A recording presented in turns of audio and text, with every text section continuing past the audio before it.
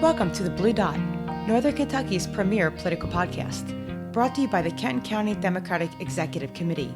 Join co-hosts Natalie, MacDonald, and Brian Koehl as they explore the kitchen table topics affecting Kentuckians and the actions Democrats are taking to improve the lives of those living in the Bluegrass and beyond.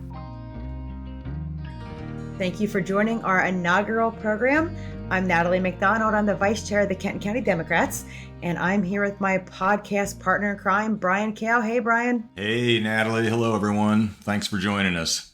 I guess we could talk a little bit about how this podcast came to be. It was actually born out of a Kentucky Dems happy hour where we met. Yeah, it's kind of amazing how brave I get when I'm at a happy hour and somebody says, are you interested in getting involved in a podcast? And I say yes. And yeah, well, here we are.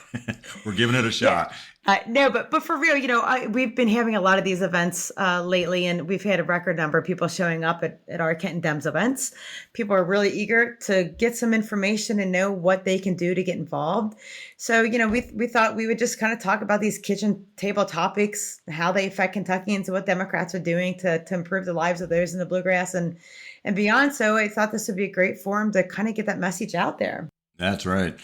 Yeah. So, and there are a ton of things to talk about, right? There's no shortage of things what we can talk about. So we'll try to just pick a few today, and then we'll be joined by Danielle Bell, who's the chair of the Kenton County Dems, to talk about the vision of the Kenton Dems.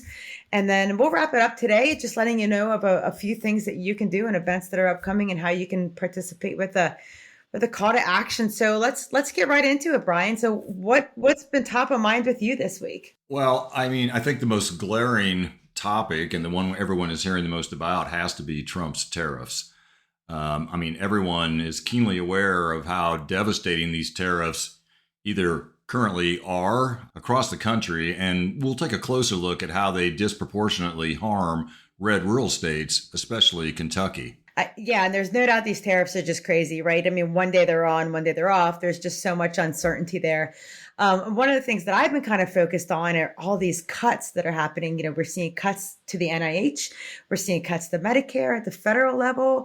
And all of these things disproportionately devastate Kentuckians. So then to add insult to injury, nearly every Kentucky House Republican voted to gut healthcare and food assistance to their own constituents last week. So I'll talk about that.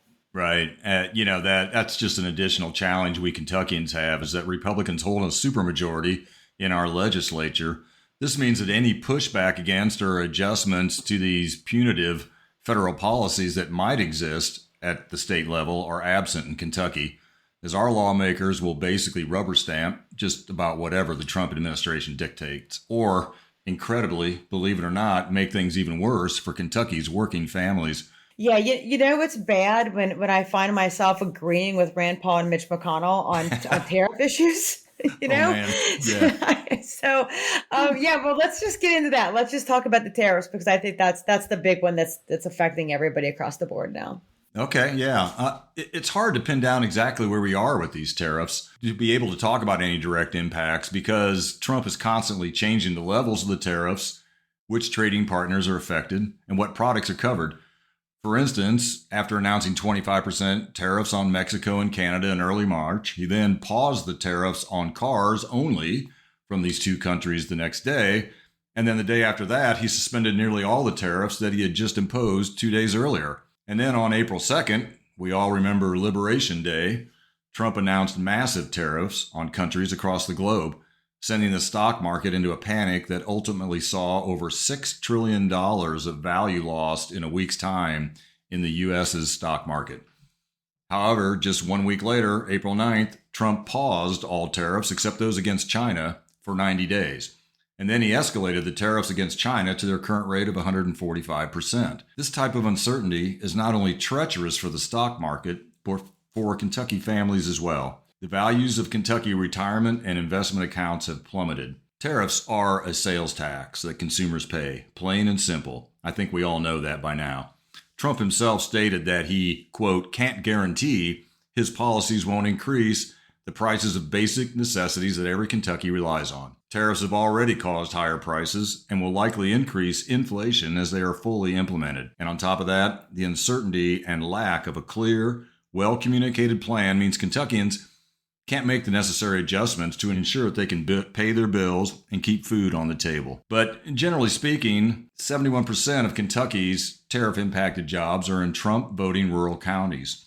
And we're looking at over 167,000 Kentucky jobs in farming, manufacturing, and processing plants at risk. Of course, we all know that the bourbon industry has been badly affected by the tariffs, as well as auto manufacturing and agricultural industries here in Kentucky. And besides individuals and families, the greatest impact is also on small businesses, which are suffering higher costs and impacted supply chains. Small businesses just have lower profit margins. They cannot withstand the changes in the market like a larger corporation can.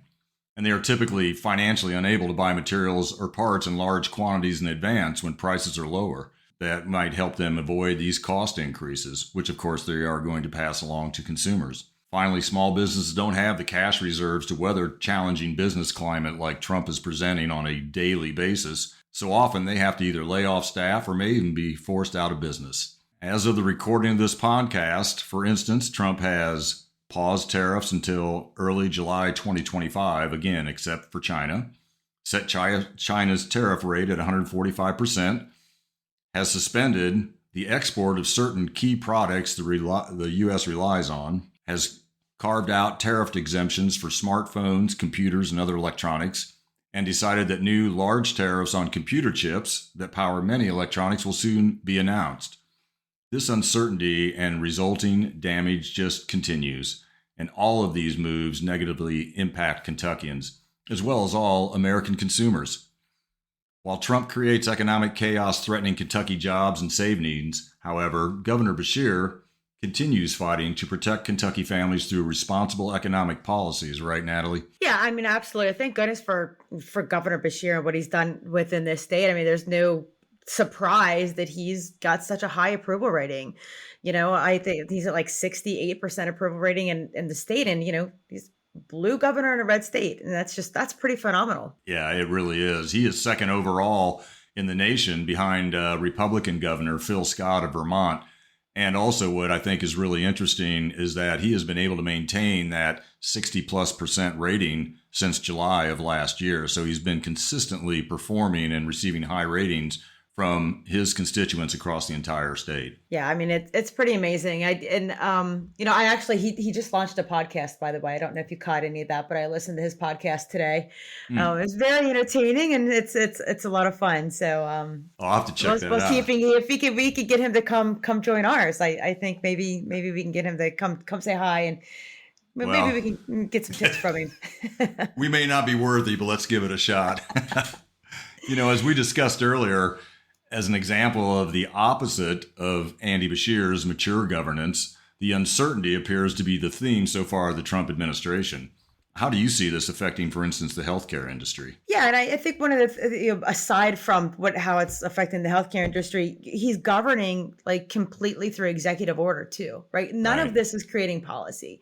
We want policy. The people want policy, and I don't know if it's because his ideas are just so off the grid and crazy that he knows he doesn't have does he not have the votes? So he's just doing this all by executive order. You look at like some of the stuff that he's doing with research and cutting up net with Medicaid and the NIH research.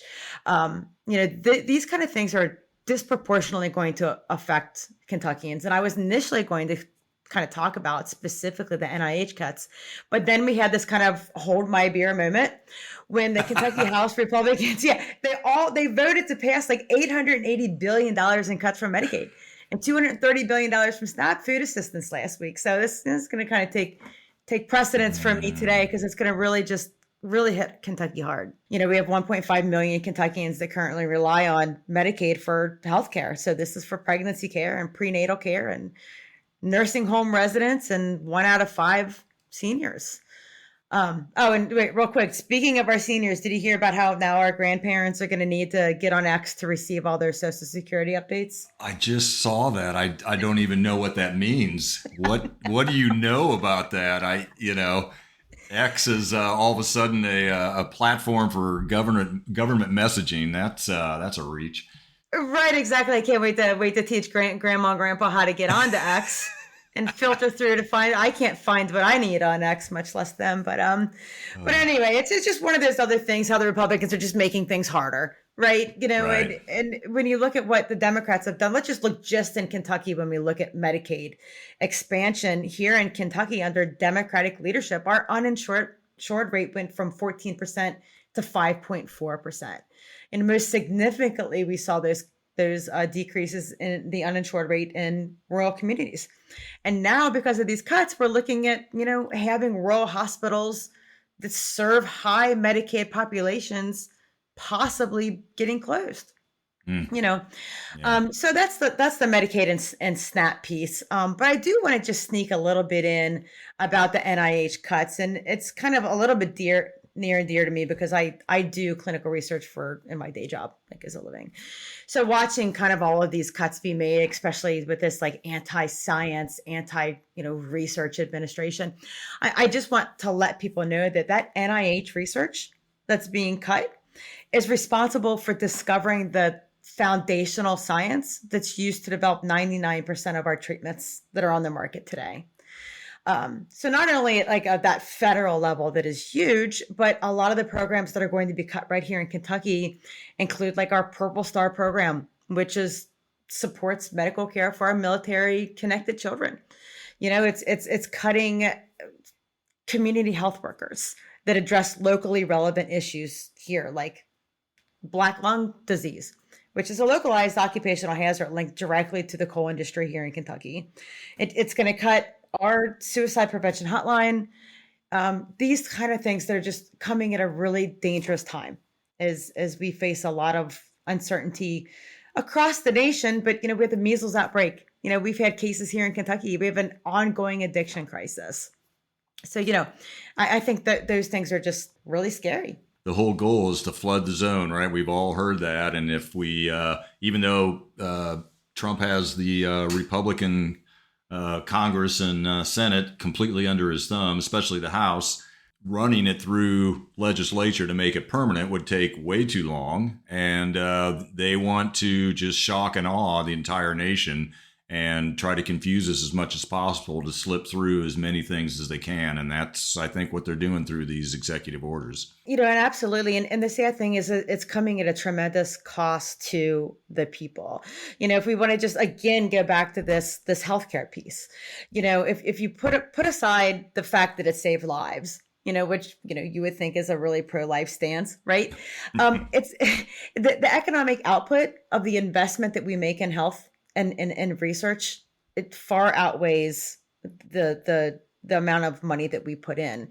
This NIH funding, for example, generates $92 billion in economic activity just last year.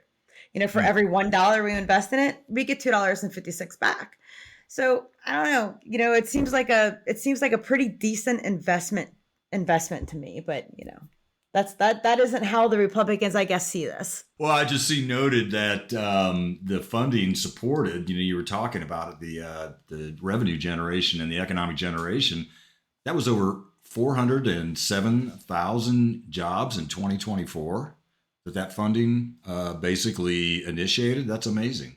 Yeah, isn't that crazy? I mean, it's, I think we need to think about the economic output of all of this. But one of the reasons why I think it makes it even more difficult in Kentucky is because of this crazy super majority we have. We just feel like you mentioned before, we just are a little stifled, Yeah, that's really true. I mean, the super majority serves only to facilitate, if not potentially exacerbate, these punishing decisions that flow down from Trump administration at the federal level.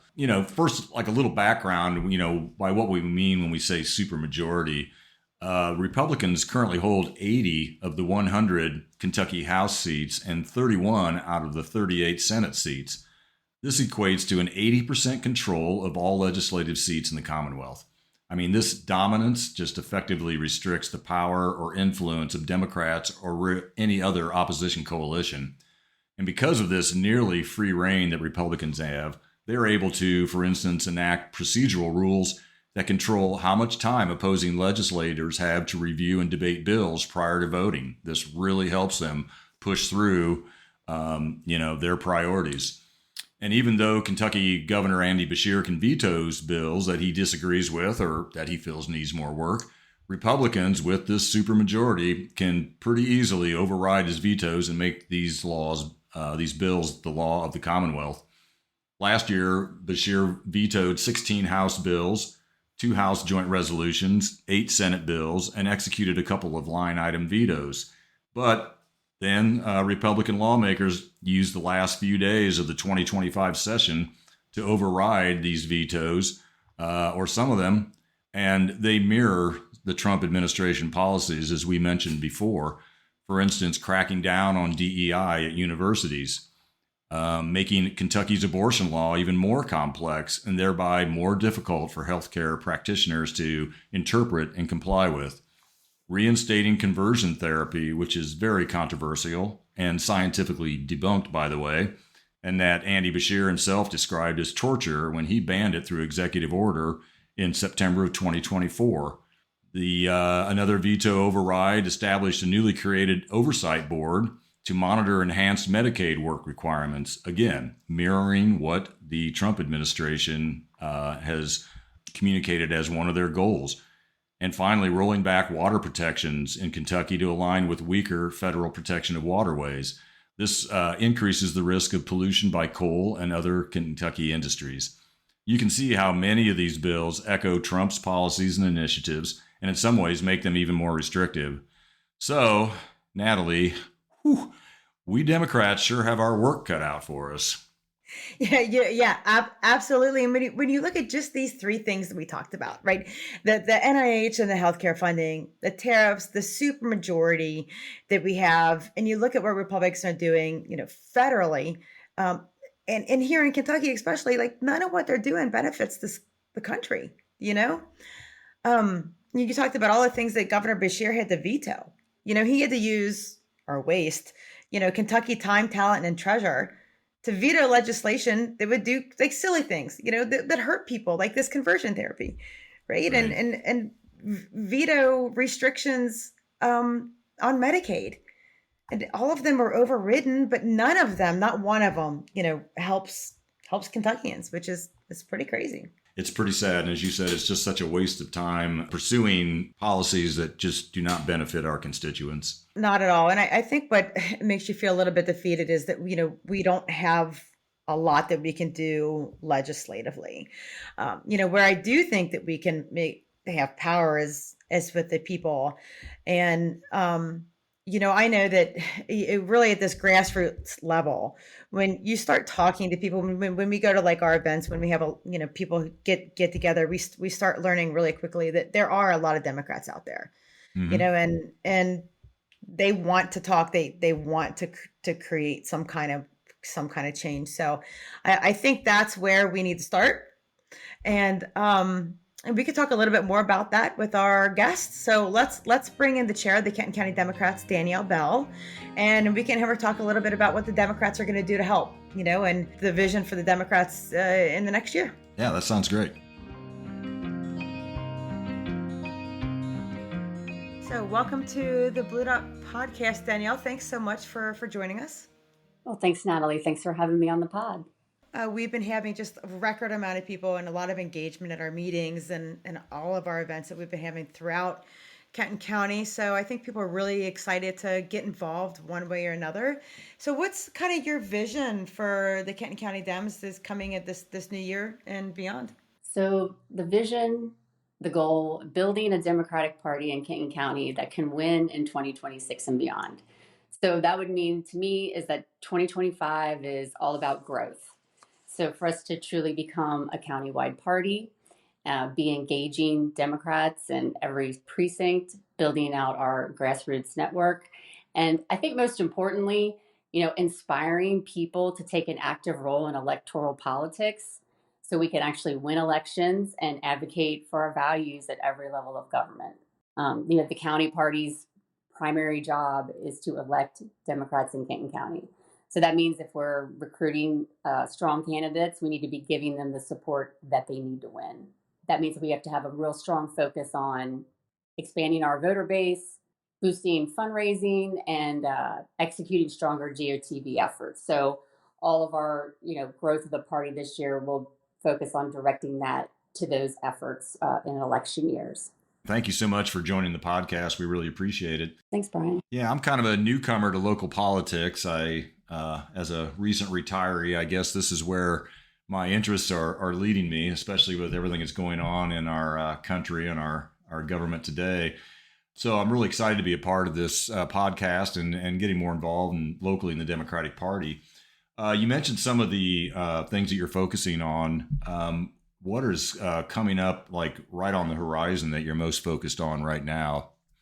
So that would be a party reorganization is this year, and that is going to play a key role in determining, our success going forward. So this is an opportunity for us to build the party from the bottom up. So every 4 years, the Kentucky Democratic Party reorganizes at the precinct, county, and state level. So what that means for us here in Kenton County is that we're going to host precinct and county conventions.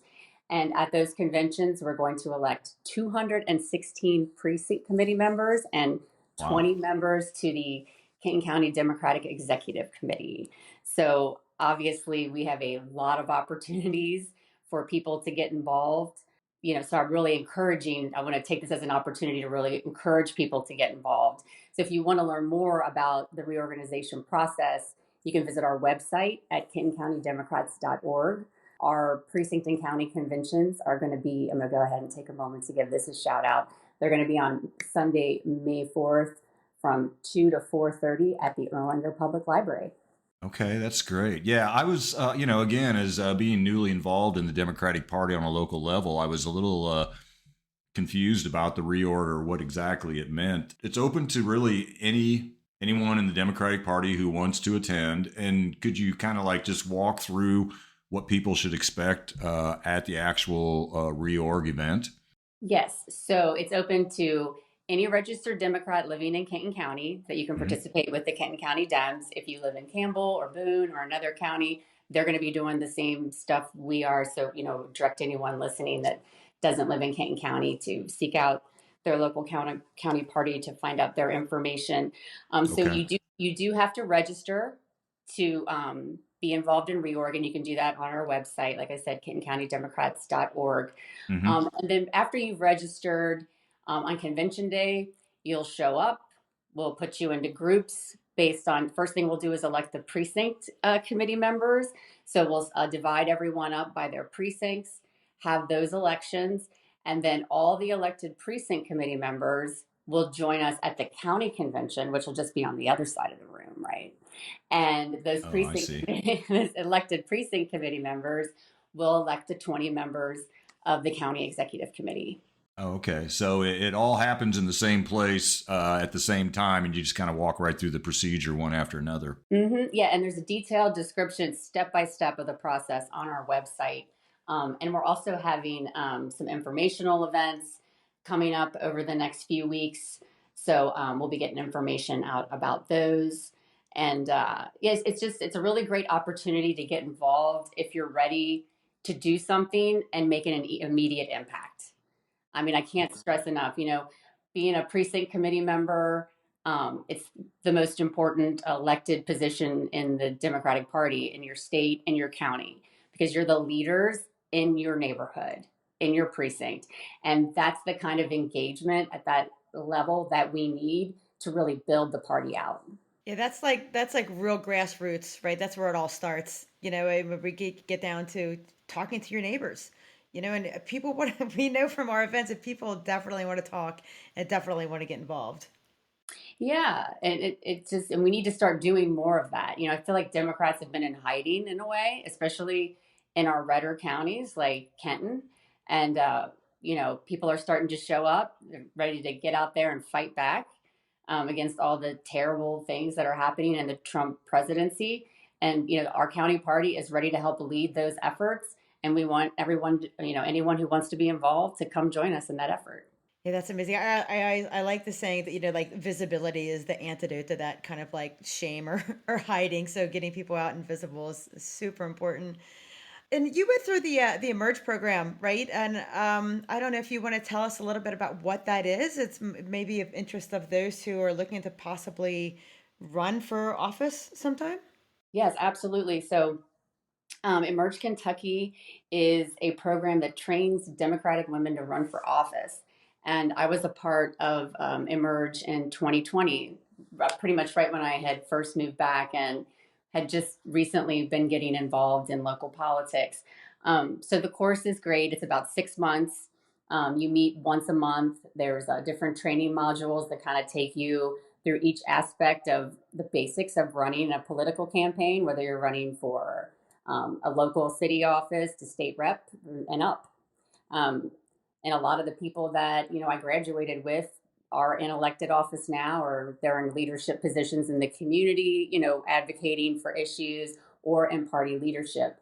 So I think the most important thing that I took away from Emerge was it just really provides you with a strong network of Democratic women across the state, to connect with, and then build those relationships with, because those are the women that are going to be working with you through your career in politics, whatever level you choose to get involved at. And that network is really proven to be very strong. And I have strong relationships with a lot of the women that I graduated from in my class, and then subsequent classes. You meet those women, and just bring them into the fold, and then you have more people that you're working together with. Yeah, yeah. I mean, it's been a super successful program. A lot of women have been elected through this. It's a great training program. So glad that you were able to talk about that a little bit. So yeah, so thanks for sharing all of the good stuff that the Kenton Dems are doing right now. But before we let you go, we like to put all of our guests through a little lightning round just to get to know you a little better. If you're up for that. I am up for it 100%. Okay, sounds good. All right, let's do this. We'll ask you 5 lightning round questions, Danielle. So let's start. Who is your favorite president? Barack Obama. All right, you can't go wrong with Barack Obama. No. All right, talking or texting, preferred method of communication? Even though all the dings on my phone annoy me, texting. Good to know. How about your favorite Kentucky pastime or tradition? Drinking bourbon. You and Brian have something in common there, I think. A woman after my own heart. What can I say? All right. If you had to do one, scuba dive or skydive? Scuba. Really? All right. And this is the really controversial one for some, Pepsi or Coke? Oh, Coke. Oh, okay. There you go. Now we're aligned on that one. Yeah, people are serious about that stuff. Yeah, they are. Well, thanks so much, Danielle. We really appreciate you joining us, and you spoke a lot about ways to get involved, and we appreciate that so much. Looking forward to that reorg. We like to wrap up our podcast with a blue dot call to action. Natalie, you want to talk about some of the local things going on, Kenton County Dems? Yeah, I'll talk a little bit about kind of the party stuff that's going on. So our first call to action really to you this week is to follow the Kenton County Dems on Blue Sky, Instagram, Twitter, all the socials. You can also find all of our local events and our top 10 action steps at our website, which is the KentonCountyDemocrats.org. And at our website, you can also RSVP for all of the events that Danielle just talked about. Again, we're going to be having that reorg party and informational session. Actually, it'll be tonight of our airing, April 17th at 6:30 at Fabled Brewery in Erlanger. The Kenton County Dems are having a trivia night on April 24th at 6:30 at the Mansion Hill Sanctuary. I don't know about you guys, but I love trivia. I always go into it thinking I'm going to do really good, and I never do. And then the Kenton Dems are having a happy hour on the 24th as well at the Braxton Brewery in Fort Mitchell. But I know, Brian, you do a lot more like kind of the activism-based events. So you want to talk about that a little bit? Yeah, sure. Thanks, Natalie. Yeah, I am kind of becoming an activist in my old age. It's been fun and interesting. As many of our listeners are probably aware, there were a number of demonstrations that happened last April 5th. Indivisible.org, forming a coalition with a number of other organizations, held over 1,400 individual rallies in all 50 states and also some in other countries. The message to Trump and his cronies through these demonstrations was hands off. Hands off our sensitive data, our Social Security, our Medicare, our Medicaid, our federal agencies and workers, and our financial security. An estimated total of 5 million people showed up and took to the streets to protest against the Trump administration's cruel and lawless actions. I just find that really exciting. It just shows you how frustrated and angry working families and the people out in the country are just, fed up with what's going on. I plan to attend one of the hands-off rallies, one that was scheduled for Florence, Kentucky, and got out there just in time to find out that it had actually been canceled due to weather, which is too bad because I would have happily stood out in the rain to let my voice be heard. But luckily, we all have another opportunity this coming Saturday, April 19th. There are several more hands-off rallies scheduled and some other related events. Two good resources for locating local scheduled events that I like to make sure everybody is aware of. Two websites. First is indivisible.org. A lot of information out there. And again, they do a great job forming coalitions with other grassroots organizations. And the second one is the 5051 movement. That's 50501, number one. Their website is www.5050, spelled out, .one. So a little tricky, but if you Google 50501, it'll lead you to that. I encourage our listeners to join a local rally, a local event, let your voice be heard. I had never attended any until this year, and now I've actually gone to about 4 or 5 of them, and I find them to be very inspiring and fun. It's really comforting to find out that there are a lot of people that are angry and frustrated and, want to keep our democracy alive by getting out there and letting their voices be heard. And if you're not comfortable with the getting out in the public and the rally, another great way to join the resistance is to contact your state and federal House members and senators. There is a phone app called 5 Calls, number 5 Calls. That is a great tool that you can use. It's available for both iOS and Android phones, and it provides you with the names and phone numbers of your local, state, and federal representatives. It also lists some of the most important and top issues that are currently out there that need to be addressed, as well as provides you a script that you can use when you're talking to a staff member or leaving a voicemail. I highly recommended 5 Calls, and most of the seasoned activists that I talk to will tell you that calling government officials is one of the best ways to put pressure on them. They track the number of calls, and this is how they know what their constituents are worried about. And it's a really, again, a great way to put the pressure on them and make yourself heard. And 5 Calls is so easy. It's one of those that it really is. It's like a Cliff Notes cheat sheet, whatever you want to call it. It's awesome. Great. So fantastic, Brian. People are clearly fired up, and I'm so happy to see this massive outpouring at these rallies, and all of that's taking place like right here in our community. So that's it for this week. So thank you all for joining the Blue Dot podcast. We'll be back in 2 weeks to deliver the latest and greatest updates, as well as your call to action to help grow the Blue Dot and the Bluegrass. So you could also keep the Blue Dot banter going by joining the conversation at our website, bluedotpodcast.com. But until next time, just stay curious, keep the facts in focus, and never stop fighting for what matters. Thanks so much. Peace out.